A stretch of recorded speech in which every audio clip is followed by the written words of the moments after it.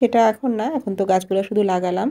তার জীবনের অনেকটা বছরই তার ইউরোপে কেটেছে। সেই অস্থিরতা তার যে আমি যেন খাবার দেই খুব তাড়াহুড়া করছি, কিন্তু সে সেটার পরিবর্তন একদম হুট করে করতে পারে না। আসসালামু আলাইকুম। পৃথিবীতে সব মানুষেরই একটা রুচি বোধ আছে। কেউ খাবারের বেলায়, কেউ তার ড্রেস আপের বেলায়। কখনো কিন্তু সে সেটার পরিবর্তন একদম হুট করে করতে পারে না। কিন্তু মাঝে, মাঝে সেটা মানুষের করতে হয়। যেমন এই যে সাহেবের জিন্স, টি-শার্ট বা এসব ক্যাজুয়াল ড্রেসগুলা পরে বেশি কমফোর্ট ফিল করে। কিন্তু আজকে এই যে বাধ্য হয়ে বেচারা এই কোট, টাই সবকিছু পরেছে। সে একেবারেই এগুলা পছন্দ করে না। কিন্তু এখন তাকে পড়তে হয়েছে। তার অফিসের কাজ ছিল। আজকে সবার মিটিং আছে। সাহেব ইটালি প্রবাসী ছিলেন অনেক বছর। তার জীবনের অনেকটা বছরই তার ইউরোপে কেটেছে। যার কারণে তার ড্রেস আপ বা তার খাওয়া-দাওয়া সে সাধারণ আমাদের যে বাঙালি খাবার এগুলার প্রতি তার খুব একটা আকর্ষণ নেই। সেরকম কাপড়-চোপড়ের বেলায়ও। তো সাহেব তো চলে গেছে তার কাজে, আর আমি আমার কাজে নেমে গেছি। আমার তো বাচ্চাদের পরীক্ষা চলছে, দুজনেরই পরীক্ষা, বার্ষিক পরীক্ষা। তো শুক্রবার, কিন্তু তাও শান্তি নেই। আজকে তো একটু পড়াশোনার চাপটাই বেশি যেহেতু ছুটির দিন। তো পরীক্ষা, পড়াশোনা একদিকে আর ছুটির দিনে রায়ানের আবদার একদিকে। সে তো তার পছন্দের খাবারটা খেতে চাইবে। আর আজকে আমিও চাচ্ছিলাম শর্টকাট কিছুই করতে। কারণ ওদেরকে পড়াশোনা করাচ্ছি, এছাড়া আমার কিছু কাজও ছিল। আজকে বিরিয়ানিটা আমি একদম সব মসলা মাখিয়ে একসাথে বসিয়ে দিব। তো সেজন্য আমি কিছু গরম মসলা বেটে নিয়েছি, আদা, রসুন সেগুলাও বেটেছি। এছাড়া কিছু বাদাম বেটে নিয়েছি। সবকিছু দিয়ে এখন আমি একসাথে মাখাবো। তো আমি কিন্তু এখনো চুলা ধরাইনি। হয়তো ভাববেন যে গরম পাতিলেই হাত দিচ্ছি। আসলে এখনো চুলা ধরাইনি। এখন সবকিছু মাখাবো।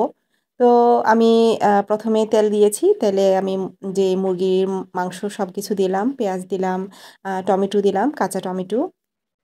তারপর বিরিয়ানির মসলা, প্যাকেট মসলা দিয়েছি আর যে বাটা মসলা সেগুলা দিয়েছি। এখন ভালোভাবে এগুলাকে আমি মাখাবো। আমি পরে টক দইও দিয়েছি। টক দইটা ভিডিও স্কিপ হয়ে গেছে।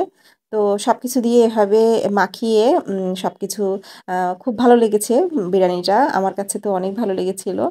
তো আসলে আমি অন্যান্য সময় তো মসলাটা একটু কষিয়ে তারপরেই রান্না করি বিরিয়ানিটা। কিন্তু আজকে এভাবে সবকিছু মাখিয়ে তারপর যে মাংসটা রান্না করে আমি বিরিয়ানিটা বসাবো।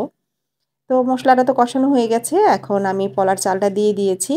আর এই যে সব একসাথে এভাবে মিশিয়ে তারপর বিরিয়ানিটা আমি করে ফেলেছি। আজকে শুধু বিরিয়ানি রান্না করেছি, আর কিছু না। আর এটা হলেই তো চলে, আর কিছুই লাগে না। সাহেবও খুব পছন্দ করে। তার যে ইউরোপিয়ান খাবার সেগুলার পাশাপাশি তার এসব রিচ ফুডও অনেক পছন্দ, সাধারণ অন্যান্য খাবার থেকে। আর তখন যে বলেছিলাম আমার কিছু কাজ আছে, আমার কাজ হলো এই যে আমার বারান্দাটা আজকে কিছু গোছগাছ করছি। আমি এই যে ২ টা গাছ কিনেছিলাম সেদিন, এগুলো আমি যতদিন না পর্যন্ত টবে ভালোভাবে লাগাবো ততদিন আমার শান্তি নেই। তো আজকে ছুটির দিনে ভাবছি সেটা করে ফেলি। যদিও বাচ্চাদের পরীক্ষা শেষে করব ভাবছিলাম, কিন্তু ততদিন পর্যন্ত আমার আসলে অপেক্ষা সইবে না। তো ভাবলাম আজকেই করে ফেলি। তো আমি যে হাতে বানানো আমার ২ টা টব আছে, এগুলা আমি সিমেন্ট দিয়ে তারপর টাইলস দিয়ে আমি এই টবগুলা করেছি। মানে মাটির যে পাতিল, সেই পাতিলের উপরে এভাবে সিমেন্ট দিয়ে তারপর টাইলসগুলা বসিয়েছি। আমি আপনাদের সাথে ভিডিও শেয়ার করব যদি আবারও এটা করি তখন। তো আমি কিছু কা যে কলার খোসা সেগুলাও দিয়েছি। কলার খোসাটা কিন্তু অনেক ভালো, ফুলের জন্য অনেক ভালো এটা। সেজন্য আমি মাটির সাথে এটা দিয়েছি। তো পরে যে সরিষার খোল সেটার পানিও দিব। সেটা এখন না, এখন তো গাছগুলা শুধু লাগালাম। তো বারান্দার যে কি একটা অবস্থা হয়ে যায় যখন এই কাজগুলা করি, অনেক কষ্ট হয়ে যায় সেদিন। তারপরও আমার কাছে এই যে সৌন্দর্যটা দেখে যে শান্তি, এই শান্তি আর কোনো কিছুর কাছে আ কোনো কিছুতেই মনে থাকে না। সবকিছুই ম্লান হয়ে যায় এই সৌন্দর্যের কাছে। তো কিছু জায়গা খালি আছে, সেগুলা আগামী তে আবার ফুল গাছ যখন আনবো তখন সেগুলা রাখবো। তো এখন খালি করে রেখেছি। আর আমার বিরিয়ানি লাভার ছেলে একদম নামাজ পড়ে এসেই অস্থিরতা তার যে আমি যেন খাবার দেই খুব তাড়াহুড়া করছিল। তো আমি আর পাতিল রান্নাঘর থেকে নেওয়ারও সুযোগ পাচ্ছিলাম না। সে খুবই তাড়াহুড়া করছিল। তো রায়ানদের খাবার দিয়ে আমি কিছু খাবার আবার সাহেবের বন্ধুর জন্যও দিয়ে দিলাম। ওনারা যেহেতু একই বিল্ডিংয়ে আছে, ভাবলাম সবাই মিলে মিশিয়ে খাই। তো কিছু খাবার দুজনের জন্য দিয়ে দিলাম। আর সাহেব এখন সে খাবারগুলা দিয়ে আসবে। আর অফিস নিজেদের বিল্ডিংয়ে হওয়াতে এই যে দেখেন সাহেবের মিটিং শেষে বাসায়ও চলে এসেছে, নামাজ পড়তেও চলে গেছে।